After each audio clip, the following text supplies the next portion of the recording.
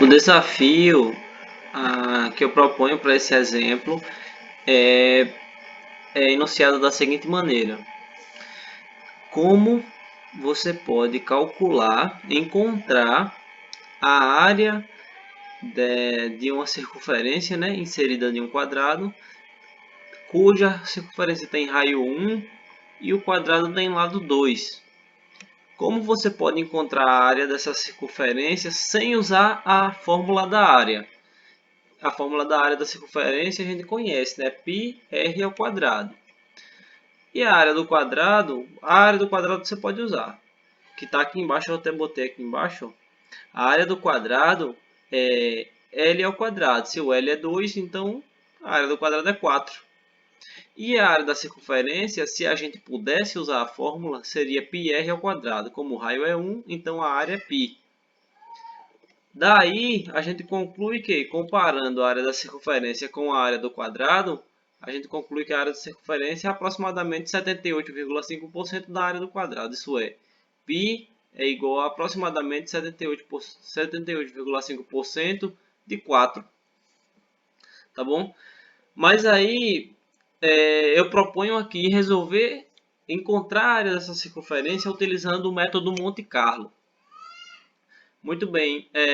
O método Monte Carlo consiste em variáveis aleatórias. Se eu tiver um conjunto de várias amostras aleatórias, de modo que essa minha população hipotética vai resolver o meu problema, então eu estou dentro do método Monte Carlo, certo? Então aqui nessa figura ao lado, eu mostro como é que eu estou fazendo esse método. Primeiro, eu tenho a mesma figura de anteriormente, né?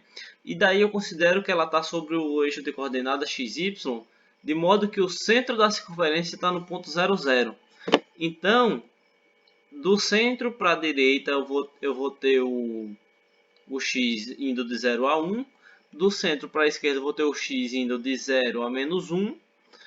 Para cima eu vou ter o y indo de 0 a 1. E para baixo eu vou ter o y indo de 0 a menos 1. Então eu vou sortear vários pontos.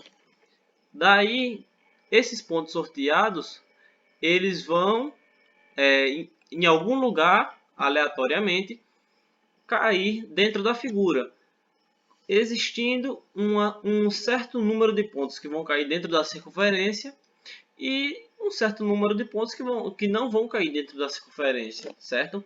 Daí, para solucionar a área dessa circunferência dessa maneira, eu vou sortear muitos pontos, muitos pontos. Por exemplo, se eu sortear 10.000 pontos e dos 10.000, 5.000 caísse dentro da área da circunferência, é lógico concluir que, como caiu metade, né? Se eu sorteei 10.000 e 5 caiu dentro, é lógico concluir que a área da circunferência deve ter 50%, né? Porque caiu metade. Então, seria equivalente a 5.000 pontos. Daí eu pegaria 50% da área do quadrado. Então, é basicamente isso que a gente vai fazer e vamos ver qual é essa razão. Qual é a porcentagem de pontos que cai dentro da circunferência, dado essas condições iniciais. Então, a gente vai tentar conferir se esse problema realmente bate com a área da circunferência valendo aproximadamente π, que é aproximadamente 78,5% da área do quadrado. Muito bem. Então, daí eu proponho a linguagem de programação Python. Mas nada impede que seja feita em outra linguagem de programação. Muito bem, né? Então, eu coloquei a figura aqui ao lado, mas só para a gente se guiar, mas na verdade o resultado vai aparecer aqui embaixo. E daí, vocês notem que aqui na nossa figura, eu tenho o quadrado indo aqui de x menos 1 até 1, o y também indo de menos 1 até 1, e o nosso interesse, né, como foi problematizado, é descobrir a área da circunferência através do método Monte Carlo. Muito bem.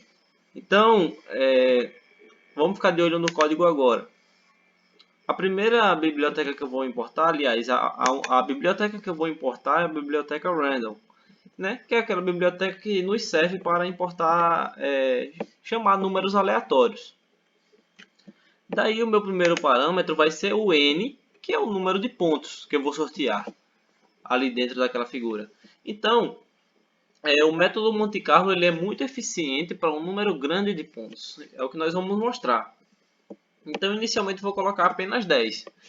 E depois a gente aumenta. Bom, daí eu tenho o raio igual a 1 e o lado do quadrado é igual a 2, que foram os dados iniciais já fornecidos pelo problema. Então, vou criar aqui duas listas. A primeira são os pontos que vão cair dentro do quadrado e a segunda são os pontos que vão cair dentro da circunferência, certo? E agora a gente vai definir os nossos passos de Monte Carlo. Então eu vou criar um loop for in range, que é aquele loop que vai fazer a repetição n vezes. Eu coloquei o n aqui dentro, né? Então ele vai repetir n vezes. E o que é que ele vai estar repetindo? Primeiro são as coordenadas do ponto, ou seja, eu vou chamar a biblioteca random.uniform em x e random.uniform também em y, de -1 até 1. Isso é, o computador vai escolher um valor aleatório entre -1 e 1 para x e um valor aleatório entre -1 e 1 para y. Esses dois pontos, x e y, vai ser as coordenadas do meu ponto. E daí, tendo essas coordenadas, que foram sorteadas aleatoriamente, como é que eu faço para saber se esse ponto de coordenadas x, y está dentro da circunferência? Então, eu vou usar... essa aqui é uma fórmula básica, né, para saber o tamanho do raio de uma circunferência partindo da origem. Eu não vou demonstrar essa fórmula aqui, nem discuti-la, porque faço esse vídeo na suposição de que o ouvinte já conheça, de que o raio, né, pode ser encontrado da seguinte maneira: pega a coordenada x ao quadrado, mais a coordenada y ao quadrado, e coloca isso dentro da raiz quadrada. Isso é o módulo do tamanho do raio. Então, aqui eu vou ter o seguinte. Primeiro, eu vou criar um if. Isso é, se esse valor que eu calculei, esse módulo D, for maior que R, ou seja, R que eu defini inicialmente como 1, aliás, foi um dado da questão, né? Se o D for maior que R, significa que o ponto sorteado está fora da circunferência, ou seja, ele possui coordenadas tal que a distância do centro ultrapassa R, que é o raio. Então, esse ponto não está dentro da circunferência. Daí eu vou criar um parâmetro chamado ponto igual a 1. Podia ser qualquer valor aqui, né? Porque no fim das contas eu só vou querer saber quantos pontos caíram dentro ou fora. E daí eu vou adicionar esse ponto no PQ, que é a lista do quadrado. Ou seja, veja que aqui eu adicionei somente no quadrado, mas não na circunferência, porque o ponto ele passou da circunferência. Porém, else, se esse ponto for, else significa se não, né? Se o ponto for menor que ou igual a R, isso é, ele está dentro da circunferência. Então, o meu ponto igual a 1 vai entrar na lista do quadrado, afinal a circunferência também está dentro do quadrado, mas também vai entrar na lista da circunferência. Isso é, todos os pontos vão cair dentro do quadrado. Porém, só aqueles com R menor que ou igual a D vão cair só aqueles com o D menor que ou igual a R vão cair dentro da circunferência. Certo? Ok, então a área do quadrado eu faço calcular, que é L ao quadrado, que dá o 4, que a gente já conhece. E então eu vou ter duas relações. A primeira vai ser em porcentagem. Len de PC, isso é, len, que é quantos pontos caíram dentro da circunferência, PC, e dividido por quantos pontos caíram dentro do quadrado. Isso vai me dar a nossa fração, a nossa razão, né? Como explicado anteriormente no slide da circunferência. Então, eu vou multiplicar por 100, porque aqui eu vou ter o valor em porcentagem. E daí eu vou ter outro parâmetro, que não mais vai estar em porcentagem, mas sim na fração da área do quadrado, ou seja, o tanto de pontos que caiu dentro da circunferência dividido pelo tanto de pontos que caiu dentro do quadrado, que é a nossa razão, né? Vezes a área do quadrado, que é 4, isso é, o quanto do quadrado a circunferência ocupa. Daí eu vou dar um print em branco, que é só para dar um espaço. E aqui eu vou dar um print formatado, né, dizendo assim, a área do círculo, ou seja, da circunferência, cujo valor é A3C, que é esse de cima, corresponde a A2C, né? A2C% da área do quadrado. Muito bem, então vamos rodar e vamos ver se essa simulação aqui realmente funciona. Aí, lembrando que a gente espera obter a área da circunferência igual a π, que é aproximadamente 3,14, que dá 78,5% da área do quadrado.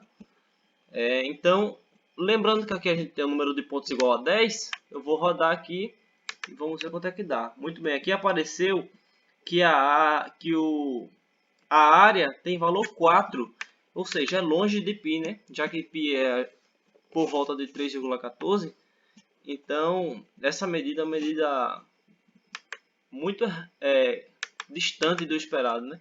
Então, o que é que a gente faz? Já que a simulação Monte Carlo ela funciona muito bem para uma quantidade grande de pontos, em vez de 10, eu vou colocar 10.000. Ok? 10.000 aqui. Então, eu vou rodar novamente. E aqui já me deu, olha lá, 3,14, que era exatamente o que a gente esperava. E aqui já se aproximou de 78,5%, como queríamos. Muito obrigado.